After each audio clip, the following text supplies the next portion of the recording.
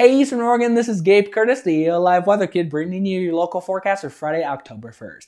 I am pumped to bring you my winter outlook, but before I get to that, as always, this forecast has been brought to you by Conklin Insurance in downtown LeGrand.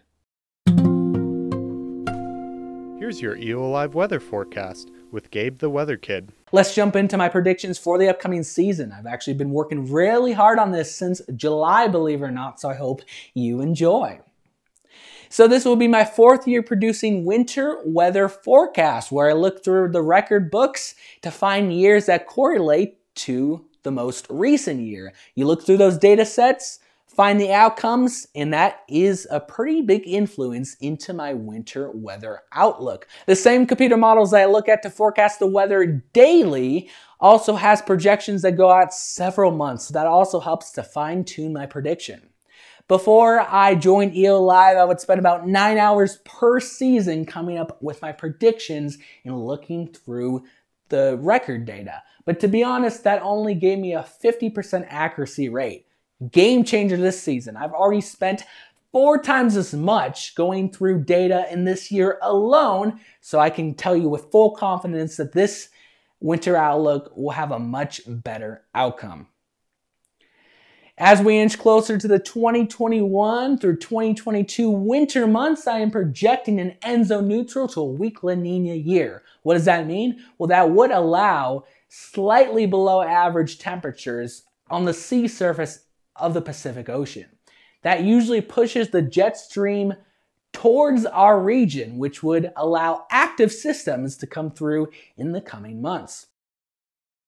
If we look into the specifics here in the Grand Ronde Valley, I'm tracking plummeting temperatures here in the next couple weeks, which would allow the first snowflake to pop up by the end of the month.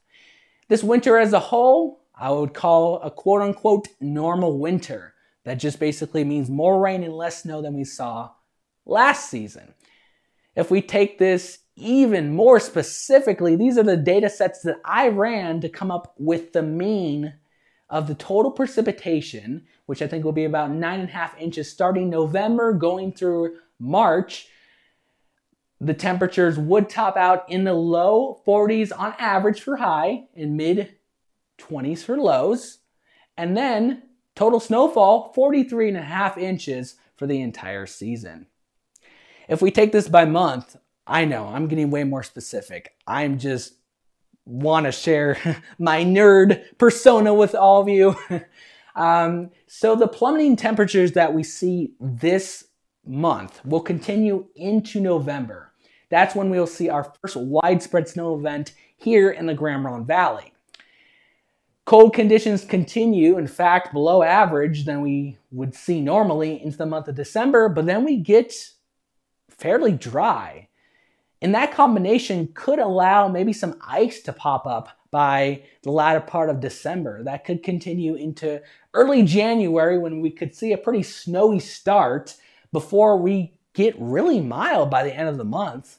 And that will continue into February, so times the snow, but honestly more rain than snow by the time we hit February, and by March, looks pretty average. We'll see a mix of rain and snow. That has been my winter outlook. Here's my extended forecast. Heading into the Grand Ronde Valley, I am tracking lots of sunshine in the mix this weekend, although we will see some patchy fog early tomorrow morning, leading to some scattered high cloudiness. We see a few more clouds build into Monday and Tuesday, but overall temperatures stay in the mid to the upper 70s before we hit midweek. Clouds thicken even more, temperatures plummet into the 50s for highs and 30s for lows.